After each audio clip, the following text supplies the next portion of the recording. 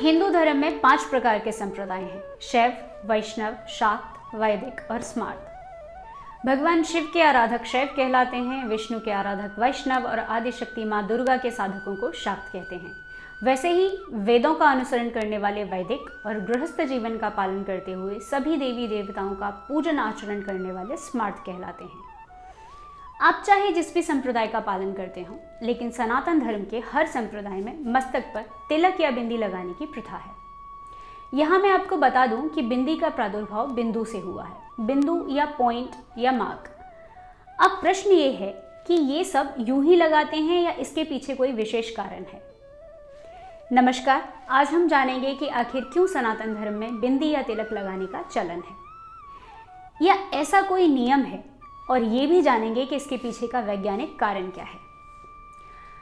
आपने ये तो पढ़ा या सुना ही होगा कि मानव शरीर में 7 चक्र होते हैं: मूलाधार चक्र, स्वादिष्ठान चक्र, मणिपुर चक्र, अनाहत चक्र, विशुद्धि चक्र, आज्ञा चक्र और सहस्त्रार चक्र। ये सभी मानव शरीर के सूक्ष्म ऊर्जा केंद्र होते हैं और इनको प्राण द्वार भी कहते हैं। और इनको प्राण द्वार इसलिए कहते हैं क्योंकि जब मनुष्य की मृत्यु होती है तो उसके प्राण इन्हीं द्वारों में से किसी एक से बाहर निकलते हैं।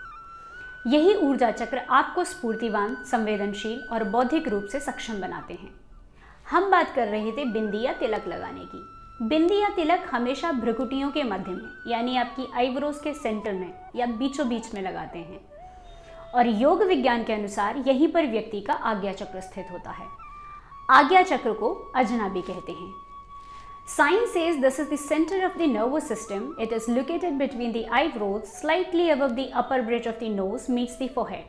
And as per acupressure science, applying pressure to this point on the forehead helps improves concentration, relieves headache, neck ache, backache, and it can also help with eye strain if you are at a computer for many hours a day. इस स्थान को आज्ञा चक्र इसलिए कहा जाता है क्योंकि यहीं से आपके शरीर की सबसे महत्वपूर्ण नाड़ी सुषुम्ना नाड़ी या स्पाइनल कॉर्ड जुड़ी होती है। ह्यूमन स्कल या मानव खोपड़ी के पिछले हिस्से में इला पिंगला और सुषुम्ना नाड़ी का केंद्र होता है। इसको मनुष्य का अवचेतन मस्तिष्क या सबकॉन्शियस ब्रेन कहते हैं।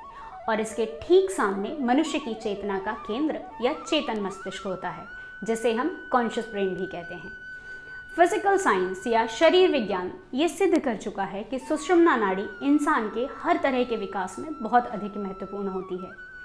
तिलक या बिंदी लगाने की परंपरा सुषुम्ना नाड़ी को दूषित प्रभावों से बचाती है और अलग अलग प्रकार के तिलक या बिंदी का अलग अलग प्रभाव होता है।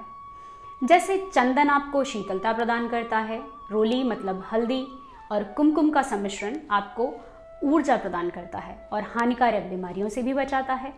कुमकुम या सिंदूर लगाने से आपके शरीर में रक्त का संचार बढ़ जाता है और आपको एक नई ऊर्जा प्रदान होती है। हल्दी में एंटीबैक्टीरियल प्रॉपर्टीज होती हैं जो आपको किसी भी प्रकार के इन्फेक्शन से बचाती हैं। भस्म या रज लगाने से नकारात्मक ऊर्जा नष्ट होती है और ये आपकी चेतना को बहुत अधिक संवेदनशील बना देती है। शास्त्रानुसार तिलक या बिंदी ब्रह्मांड से आने वाले सकारात्मक तथा आध्यात्मिक विचारों को भी ग्रहण करती हैं और ये आपकी संवेदना को बढ़ा देती हैं, जिससे आप शारीरिक और बौद्धिक रूप से अधिक सक्षम हो जाते हैं। आज इस विषय में बस इतना ही। एक और नए विषय के साथ मैं फिर आऊंगी और बताऊंगी आपको सनातन धर्म के संस्कारों के पीछे के वैज्ञानिक कारण। धन्यवाद। जय श्री राधे कृष्ण।